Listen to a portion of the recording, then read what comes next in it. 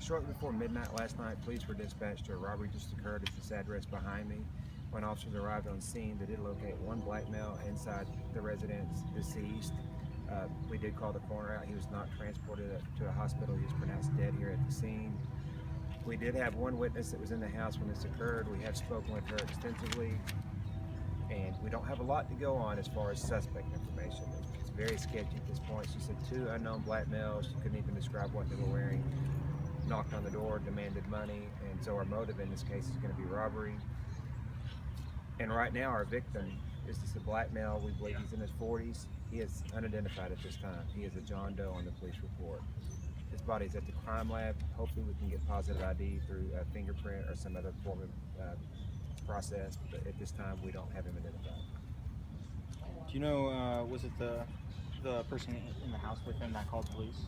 I do believe that's the case. We have requested the 911 tape to our office where we can look at it or listen to that tape before we decide if it's going to be releasable or not, because she herself did call 911.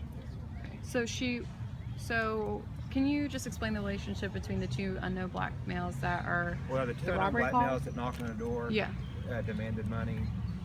I don't know what the relationship is between them and the witness in this case. We don't believe that there's necessarily any correlation. Of course, it is still early in the investigation.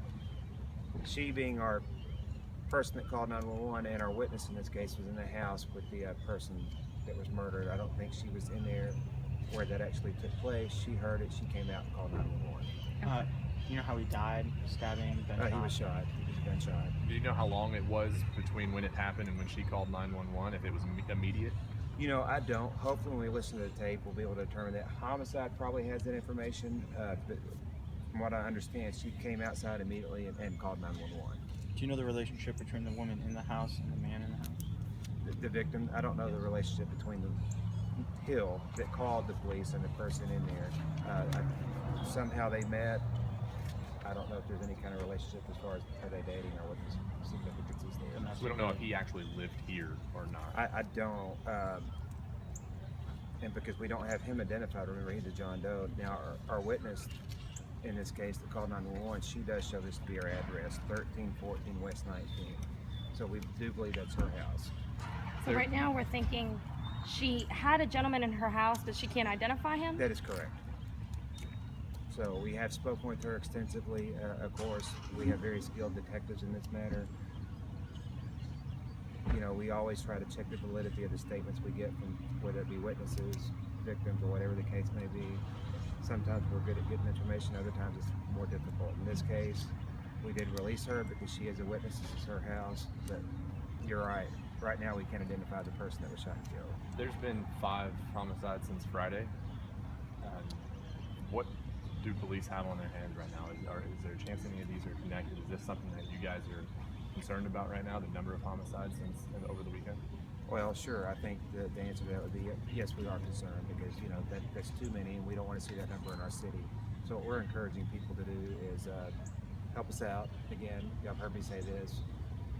Crime is not just a police problem. We need community involvement. You know, that's going to, I think, make a difference. So we always encourage that. And as this gentleman said, it's not only the 5th homicide over the last few days, but this area has kind of become a hot spot. Are you going to treat it a lot like the Colonel Glenn area and maybe start doing some patrolling in this area? You know, we give the captains a lot of discretion in that because we do have weekly crime reports that come out. So, and I know since Chief Buckner's been here, we always look at the data. So we can move resources, we can allocate resources based on where the crime trends are. So from a logistical standpoint, if this area is a problem, yes, we will send resources in. Do you know of any other plans, though, specifically to increase patrol in this area, given the 2 homicides at this point? Any specific plans? I don't know of any specific plans, and sometimes we wouldn't want to be too specific in what we release, other than saying that we are aware of it. We know that the homicides have occurred in this area, and I'm certain that the captains are trying to do some things to address that. Do you know where the victim was shot? I'm not going to disclose that at this time. Do you know how many times he was shot? Do we believe that this was random? Well, they just walked into a random home. It's right now. Again, we're looking at the motive as robbery. And what I want to say in these homicides, because you asked if they possibly were related, we do link analysis. We have incident reports. So if there is something related, we should be able to determine that. But right now, don't think we're seeing that evidence. But anytime we have a shooting, whether it be a homicide or whatever the case, we always do a link analysis to see, well, how's person A connected to person B? So that's something that we will be looking into. Should people in this area be worried with the number of homicides? Well, I think anytime we have homicides, there's reason to be concerned, especially considering we don't have the people in custody or the person responsible. So I think from an overall standpoint, until we get the people responsible for committing these murders locked up and put where they need to be, that there's a reason for concern. So- and that's again when we want the public to step up and help us out.